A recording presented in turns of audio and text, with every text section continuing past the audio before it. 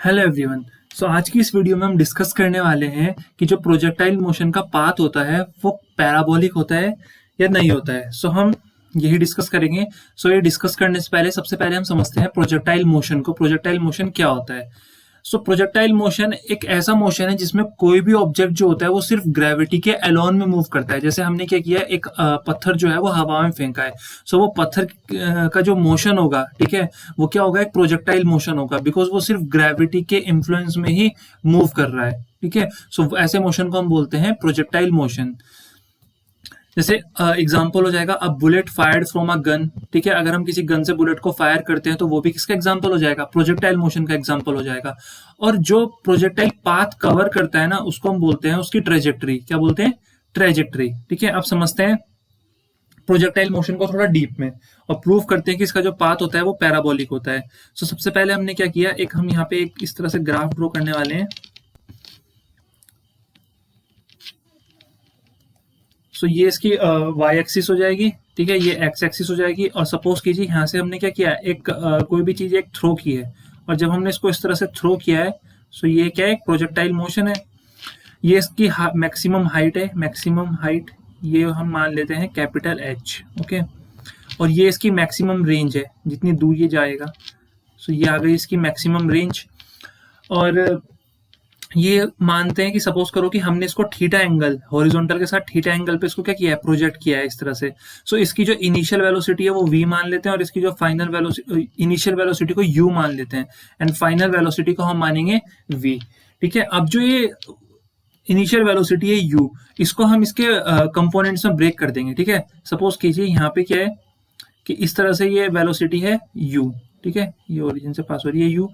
अगर ये angle theta है, अगर हमें इसको इस u को इसके कंपोनेंट्स में रिजोल्व करना है, हम इसको किस तरह से रिजोल्व करते हैं, इसके हॉरिजॉन्टल कंपोनेंट की वैल्यू होती है u cos theta.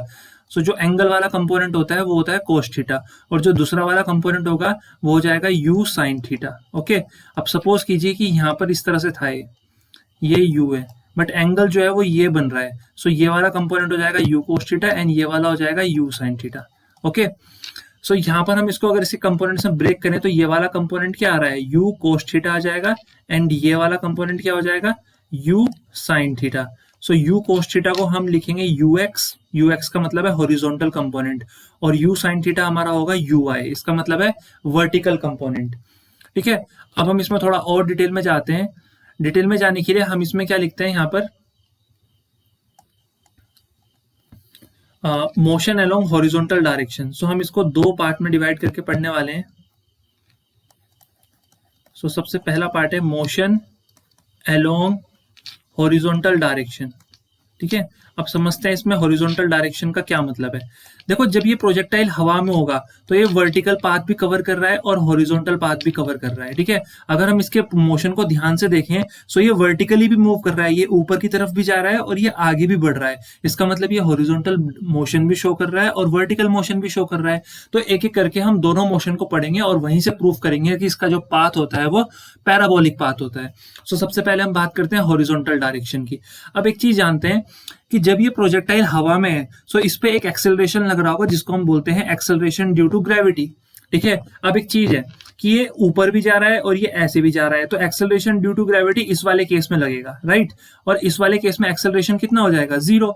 Horizontal acceleration कितना है, 0 है। हॉरिजॉन्टल एक्सेलरेशन तो 0 है, और जो वर्टिकल एक्सेलरेशन है वो कितना हो जाएगा, -g, बिकॉज ये अगेंस्ट द ग्रेविटी जा रहा है, ग्रेविटी के अपोजिट डायरेक्शन में जा रहा है। ग्रेविटी की डायरेक्शन क्या होती है, towards the centre of earth, but ये ऊपर की तरफ जा रहा है, तो एक्सेलरेशन आ जाएगा -g।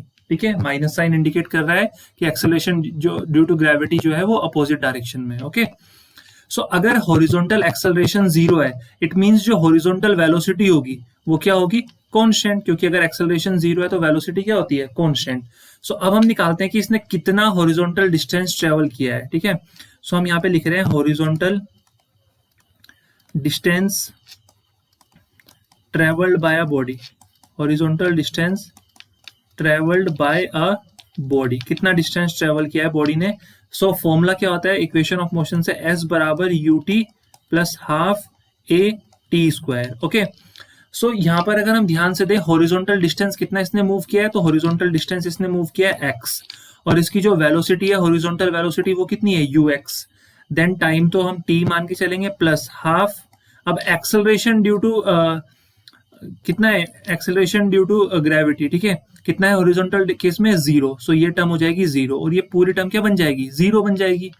सो हमारे पास x की जो वैल्यू है वो हो जाएगी ux इंटू टी, ठीक है। x की जो वैल्यू है वो कितनी आ रही है हमारे पास, ux इंटू टी, और ux की वैल्यू जस्ट अभी हमने प्रूव की है, ux क्या होता है, u cos थीटा। सो x की जो वैल्यू है वो हमारे पास आ जाएगी x equals to u cos theta t. इसको हम मानेंगे इक्वेशन फर्स्ट, ठीक है। ux की वैल्यू देखो यहाँ पर, अगर हम यहाँ पे ध्यान से देखें तो ux की वैल्यू किसके बराबर है, u cos थीटा के बराबर है। सो क्लियर हुआ इतना। सो ये हमने प्रोजेक्टाइल के हॉरिजॉन्टल मोशन की बात की, ठीक है, हॉरिजॉन्टल डायरेक्शन में जो मोशन हो रहा है उसकी बात की। अब हम बात करते हैं मोशन अलोंग वर्टिकल डायरेक्शन, ठीक है। सो फटाफट से हम यहाँ पे हेडिंग डाल देते हैं, motion along vertical direction, motion along vertical direction, ठीक है बच्चों, मोशन अलोंग वर्टिकल डायरेक्शन। सो अगर वर्टिकल डायरेक्शन में मोशन निकालना है, सो एक चीज हमें अच्छे से पता होनी चाहिए कि वर्टिकल डायरेक्शन में जो एक्सेलरेशन है, ठीक है, वो कितना है, -g, और जो वर्टिकल डायरेक्शन में वेलोसिटी है, मतलब uy है, वो कितना है, u sin थीटा, ठीक है। ये तो हम ऑलरेडी डिस्कस कर चुके हैं ग्राफ में कि जो uy है वो कितनी है, देखो यहाँ पर ध्यान से देखो, uy कितनी है, u sin थीटा है, ओके। और जब ये ऊपर की तरफ जाएगा, वर्टिकल मोशन में होगा, सो इसका मतलब ये है कि ये क्या कर रहा है, ये अगेंस्ट द ग्रेविटी जा रहा है। सो एक्सेलरेशन आ गया -g, क्लियर हुआ। सो अब हम अगेन यहाँ पे क्या निकालेंगे, distance travelled in vertical direction. So formula क्या होता है, s equals to ut plus half at square, right. So यहाँ पर हम क्या करने वाले हैं, डिस्टेंस ट्रेवल, जब वो हॉरिजॉन्टल मोशन में था सो हमने डिस्टेंस को x लिया, बट अगर वर्टिकल मोशन में होगा तो डिस्टेंस को हम क्या लेने वाले हैं, y लेने वाले हैं। और वेलोसिटी कौन सी आएगी, vertical velocity, plus half acceleration कौन सा आएगा, ठीक है, ay। देन यहाँ पे वैल्यू पुट करने वाले हैं, y equals to uy, and uy की वैल्यू क्या होती है, u sin theta, then t plus half, then ay की जगह आएगा -g, then t square, clear हो रहा है इतना।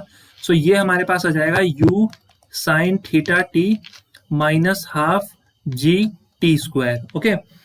सो अगर हम यहाँ से क्या कर रहे हैं, अब हमें थोड़ा सा इक्वेशन फर्स्ट को यूज करना है। इक्वेशन फर्स्ट क्या है कि x equals to u cos theta t। So हम क्या करने वाले हैं, t की वैल्यू को यहाँ पे पुट करने वाले हैं सेकंड इक्वेशन में, ठीक है। इसको हम फिलहाल सेकंड इक्वेशन मान लेते हैं और इसमें हम क्या कर रहे हैं, t की वैल्यू पुट कर रहे हैं। सो जब हम t की वैल्यू पुट करेंगे so it becomes y equals to u sin theta, then t की वैल्यू पुट करते हैं, तो t की वैल्यू क्या आएगी, देखो यहाँ से x upon u cos theta. So ये पुट करते हैं हम value, x upon u cos theta minus half g, then T square means x upon cos theta, मतलब u कोस थीटा का स्क्वायर। So y equals to, then यहाँ पे u से u कैंसिल होने वाला है, सो ये टर्म हमारे पास आ जाएगी y equals to x tan theta minus half g upon ये हो जाएगा u square cos square theta, then x square यहाँ पे आ जाएगा मल्टीप्लाई में। सो अगर हम इस इक्वेशन को ध्यान से देखें, ठीक है, ये जो हमारे पास हमें इक्वेशन मिली है, ये वाली इक्वेशन, ये जो इक्वेशन है, अगर हम इस इक्वेशन को ध्यान से देखें तो यहाँ पे जो y है वो डायरेक्टली प्रोपोर्शनल दिख रहा है किसके, x स्क्वायर के। y जो है वो डायरेक्टली प्रोपोर्शनल दिख रहा है x स्क्वायर के, ठीक है। इसे कंपेयर करते हैं हम, सो कंपेयर करेंगे तो y डायरेक्टली प्रोपोर्शनल दिख रहा है x स्क्वायर के, और अगर y डायरेक्टली प्रोपोर्शनल होता है x स्क्वायर के, सो ये चीज रिप्रेजेंट करती है कि जो गिवन इक्वेशन है वो एक पैराबोलिक इक्वेशन है और जो प्रोजेक्टाइल का पाथ है वो पैराबोलिक है। सो हम यहाँ पे लिख सकते हैं कि दिस इक्वेशन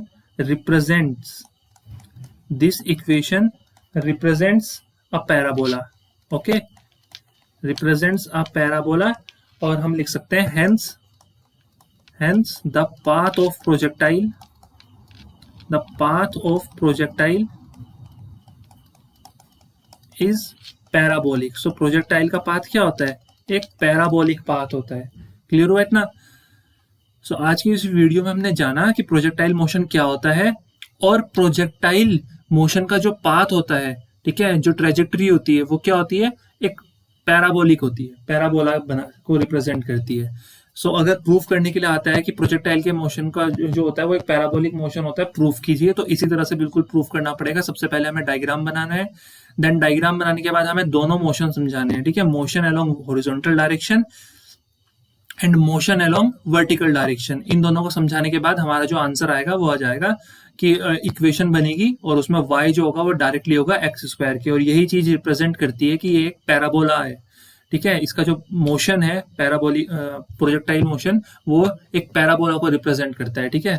मतलब पाथ जो है प्रोजेक्टाइल का वो एक पैराबोलिक पाथ है। अगर वीडियो अच्छी लगी तो please like, share and subscribe for more such interesting videos.